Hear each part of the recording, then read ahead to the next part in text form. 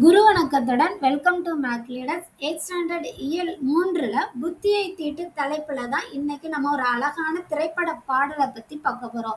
இதுல அறிவை ஏன் மேம்படுத்தி கூறியிருக்காங்க, அறிவுனால நமக்கு என்னென்ன நன்மைகள் கிடைக்கும், அறிவை நம்ம ஏன் மேம்படுத்தணும் அப்படின்னு பாடலாசிரியர் அவர்கள் என்ன சொல்றாங்க அப்படின்னு பார்க்கலாம்.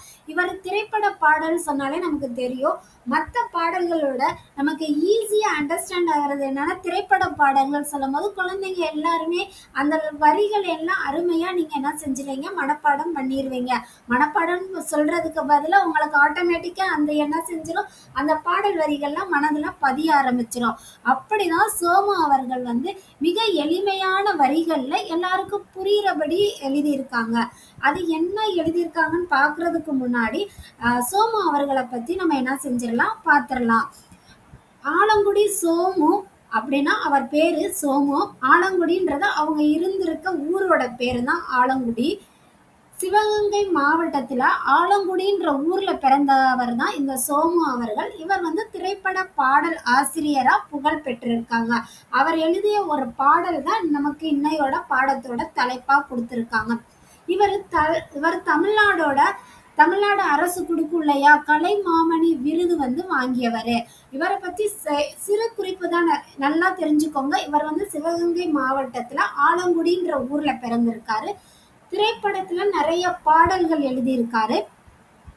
கலைமாமணி விருது தமிழ்நாடு அரசோட கலைமாமணி விருது வாங்கியிருக்காரு. ஆசிரியர் நூற்குறிப்பு ரொம்ப என்ன சார் கொஞ்சம் ஈஸியா இருக்கு இல்லையா, ஒரு 3 பாயிண்ட்ஸ் தான் அவரை பத்தி கொடுத்துருக்காங்க. நீங்க அந்த 3 பாயிண்ட்ஸ் நல்ல ஞாபகத்துல வச்சுக்கோங்க. அறிவுக்கு ஏன் அவர் முக்கியத்துவம் கொடுக்குறாங்கன்னா, அறிவு ஒரு மனுஷனுக்கு அறிவு மட்டும் இருந்தாலே என்ன செஞ்சிடலாம், மேக்சிமம் நம்ம நல்ல உயர்ந்த நிலையை நம்மளால அடைய முடியும். அதோட உழைப்பு சேர்ந்துச்சுன்னா நம்மளோட வெற்றிகள் மிக மிக எளிதாவே நமக்கு கிடைக்கும். ஒரு மனிதனுக்கு அறிவும் அதனோட உழைப்பும் சேரும் பொழுது மனிதன் வாழ்வில உயர்ந்த நிலையை என்ன செஞ்சிருவாங்க, அடைஞ்சிருவாங்க அப்படி சொல்றாங்க. வன்முறையால ஒரு விஷயத்த ஜெயிக்கிறது, வெற்றி பெறுவது சரியான செயலானா அப்படி கிடையாது. எதையுமே வன்முறையால சாதிக்க வேணாம். வன்முறை ஒரு மிக தவறான ஒரு பழக்கம் சொல்லிடலாம். அறிவாலையும் அந்த இடத்துல அன்பாலையும் அறிவும் சேரும் பொழுது கிடைக்கிற வெற்றி தான் நமக்கு பெருமையை தேடித்தரும். நீங்க குழந்தைகளா இருக்கிறதுனால நீங்க இதெல்லாம் லேர்ன் பண்ணிக்கணும். இது நம்ம வாழ்க்கைக்கு மிக முக்கியமானது. ஒரு இடத்துல அன்பும் இருக்கணும், அந்த இடத்துல அறிவும் மேஜர் ரோல் பிளே பண்ணும் போது நமக்கு கிடைக்கிற வெற்றி மிக என்ன சொல்ற பெருமைக்குரிய விஷயமா இருக்கும். அந்த பையனுக்கு எவ்வளவு ஒரு டேலண்ட் இருந்தா அவனோட அன்பும் அவனோட அறிவும் அந்த இடத்துல வேலை பார்த்திருக்கு. அந்த மாதிரி பெருமைகள் நமக்கு சரியான வழியில கிடைக்கும். அப்படி அததான் அந்த கவிஞர் சொல்லியிருக்காங்க. கத்தியை தீட்டாதே உந்தன் புத்தியை தீட்டு. அதாவது கத்தினால வன்முறையால நமக்கு ஒரு விஷயம் கிடைக்கிறதுக்கு பதிலா அந்த இடத்துல நம்ம எப்படி அந்த விஷயங்களை சரிப்படுத்திக்கலாம், மேன்மைப்படுத்தலாம் அப்படின்ற ஒரு காரியத்தை எப்படி மேன்மைப்படுத்திக்கலாம்னு உன்னோட புத்தியை என்ன செய்யணுமா, நம்ம தீட்டணுமா. கண்ணியம் தவறாதே, நேர்மை தவறக்கூடாது. அதுல நம்மளோட திறமையை காட்டு.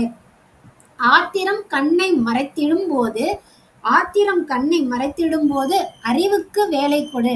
ஒரு கோபத்துல நம்ம ஒரு விஷயத்த கண்மூடித்தனமா செய்வோம். கோவத்துல இருக்கும் போது சொல்லுவாங்க பெரியவங்க எல்லாம், எந்த ஒரு வேலையும் கோவத்துல இருக்கும் போது செய்யாத. ஏன்னா நமக்கு ஆத்திரம் நம்ம கண்ணை மறைச்சிடும். எது நல்லது எது தப்பான விஷயங்கள் நம்மளால ஃபோக்கஸ் பண்ணி பார்க்க முடியாது. அதே கொஞ்சம் பொறுமையா இருந்தா அறிவோடு நம்ம செய்யும் பொழுது அதுக்குரிய விஷயங்களை நம்ம என்ன செஞ்சிடலாம், எடுத்து திறம்படவே செய்ய ஆரம்பிச்சிடலாம். அறிவுக்கு வேலை கொடுக்கணும். அந்த இடத்துல உன்னை அழித்திட வந்த பகைவன் என்றாலும் அன்புக்கு பாதை விடு. உன்னைய அழிக்க வந்தது நம்மளோட எதிரியே ஆயினும் அவங்களுக்கும் நம்ம அன்பை கொடுக்கணும் அப்படின்னு சொல்லியிருக்காங்க. மன்னிக்க தெரிந்த மனிதனின் உள்ளம் மாணிக்க கோயிலப்பா. ஒரு மனுஷன் மன்னிக்கிறானா அவனோட உள்ளம், அவனோட ஆன்மா இருக்கலையா உள்ளம், அது ஒரு மாணிக்க கோயிலுக்கு சமம் அப்படின்னு பாடலாசிரியர் அவர்கள் சொல்றாங்க. மன்னிக்க தெரிந்த மனிதனோட உள்ளம் மாணிக்க கோயிலப்பா. கோயில் கூட சொல்லல, மாணிக்க கோயிலப்பா. இதை மறந்தவன் வாழ்வு தடம் தெரியாமல் மறந்தே போகும் அப்பா. இத மறந்துட்டோம்னா மன்னிக்க தெரியாத ஒரு உள்ள இருந்துச்சு அப்படின்னா அது வந்து என்ன செய்யும், அவனோட வாழ்வு தடம் என்ன சொல்லுவாங்க, இருந்த இடம் தெரியாமல் மறைந்தே போகும் அப்படின்னு சொல்லியிருக்காங்க. இங்கே இருப்பது சில காலம், இதற்குள் ஏனப்பா அகம்பாவம். நமக்கு இருக்கிறது எவ்வளோ ஏஜ் வரை இருப்போம்னா யாருக்குமே இங்க தெரியாது. இருப்பது கொஞ்ச காலம்தான். அதுக்குள்ள ஏன் இந்த அகம்பாவம்னா வச்சுக்கிறோம்? தேவையில்லாத ஒரு விஷயம். இதனால் உண்டோ ஒரு லாபம், இதை எண்ணிப்பாரு தெளிவாகும்.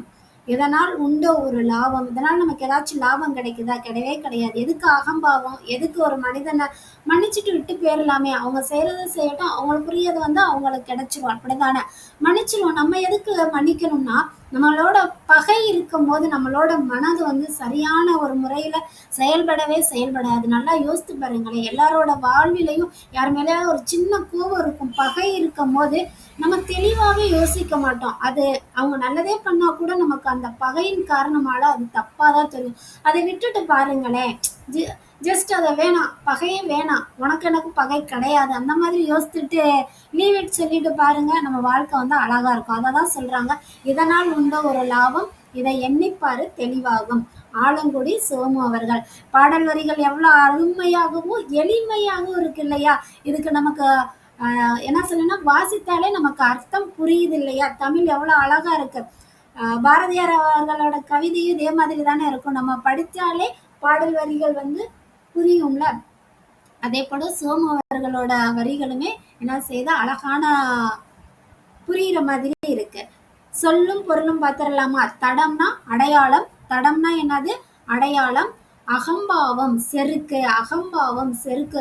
இந்த ஒரு மாதிரி அகம்பாவமா பேசுவாங்க இல்லையா? நிறைய பேர் பார்த்துருக்கீங்களா? தான் எல்லாம் தெரியும் அந்த மாதிரி பேசுவாங்களா?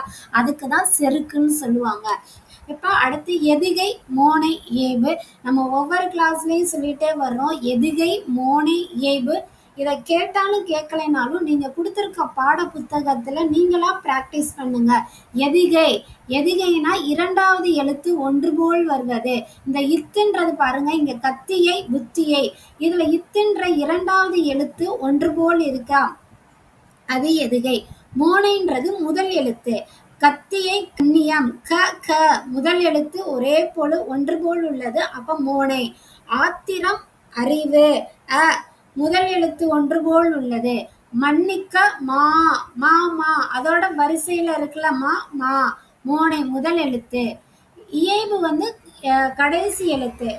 தீட்டு காட்டு, டூன்றது டூன்றது என்னது? இயைபு கடைசி எழுத்து. வேலை கொடு பாதை விடு, டூ கடைசி எழுத்து ஒன்று போல் உள்ளது. அதான் கொடுத்திருக்காங்க. ஃபைனலா சரியான விடையை தேர்ந்தெடுத்து எழுதுக. ஃபர்ஸ்ட் ஒன், என் நண்பர் பெரும்பாலும் புலவராக இருந்த போதும் டேஸ் இன்றி வாழ்ந்தார். என்ன இருந்து வாழ்ந்தார்? அகம்பாவம் இன்றி வாழ்ந்தார். அகம்பாவம் இன்றி வாழ்ந்தார். கோயிலப்பா என்னும் சொல்லை பிரித்தெழுத கிடைப்பது. கோயிலப்பா. லா என்னடா? லாவை பிரிக்கும் போது என்ன வரும்? இல் கூட்டல் அ ல.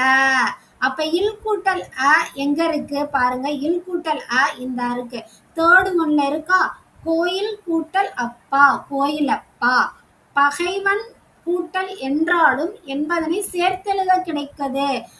இன் பிளஸ் ஏ என்ன வரும்? இன் பிளஸ் ஏ நே. இந்த இடத்துல எங்க நே இருக்கு? தோ இங்க இருக்கு, ஆள இருக்கு. பகைவன் என்றாலும் சேர்த்தெழுதும் போது இன் கூட்டல் ஏ என்னது? நே. சோ பகைவன் என்றாலும். அடுத்து குருவினா உள்ளம் மாணிக்க கோயில் போன்றது. யாருடைய உள்ளம் மாணிக்க கோயில் போன்றது? நம்ம இப்பதானே படிச்சோம். அதை வந்து என்ன செய்யுது? கோவப்படாம மன்னிச்சுட்டு இருந்துட்டா அவங்க உள்ளம் மாணிக்க கோயில். அப்பா பார்த்தோமா? மன்னிக்க தெரிந்த மனிதனின் உள்ளம் மாணிக்க கோயில் அப்படின்னு படிச்சோம், அப்படிதானே? ரெண்டாவது கொஸ்டினுக்குரிய ஆன்சர், பகைவர்களிடம் நாம் நடந்து கொள்ள வேண்டிய முறையாது. பகைவனிடத்துல என்ன பண்ணணும்? அன்பு காட்டிடணும். பகையை வந்துட்டு மறந்துட்டாலே பிரச்சனை கிடையாது. இங்க ஆத்தர் என்ன சொல்லியிருக்காங்க? மறந்தவன் வாழ்வு தடம் தெரியாங்க. பகைவர் வந்து என்ன செய்யணும்னா அந்த பகையை வந்து மறந்துடணும். மறந்துட்டா நம்மளோட வாழ்க்கை என்ன செய்யும்? சிறப்பா இருக்கும். அடுத்து சிறுவினா, புத்தியை தீட்டி வாழ வேண்டிய முறைகளாக கவிஞர் அவர்கள் என்ன சொல்றாங்க? புத்தியை தீட்டன்னா, ஃபர்ஸ்ட் பாயிண்ட்ல இருந்து நமக்கு உங்களுக்கு கோர்வையா சின்ன சின்ன லைன்ஸா நீங்களா உங்களோட ஓன் சென்டென்ஸ்ல மேக் பண்ணி எழுதுங்க. இதோட இந்த லெசன் என்ன செய்யுது? கம்ப்ளீட் ஆகுது. என்னோட கிளாஸ் எப்படி இருந்துச்சு? உங்களுக்கு புரியுற மாதிரி இருந்திருக்கும் நம்புறேன். நாளைக்கு இன்னொரு வீடியோல பார்க்கலாம். இது நான் இந்த வீடியோ பிடிச்சிருந்துச்சுன்னா உங்க ஃப்ரெண்டுக்கு வந்து என்ன சொல்லுங்க, சப்போர்ட் பண்ணுங்க, சொல்லுங்க, உங்க ஃப்ரெண்ட்ஸ்க்கு சொல்லுங்க, எங்களுக்கும் சப்போர்ட் பண்ணுங்க. நன்றி. நல்லதே நடக்கும். நாளைக்கு இன்னொரு வீடியோ பார்க்கலாம். பாய்.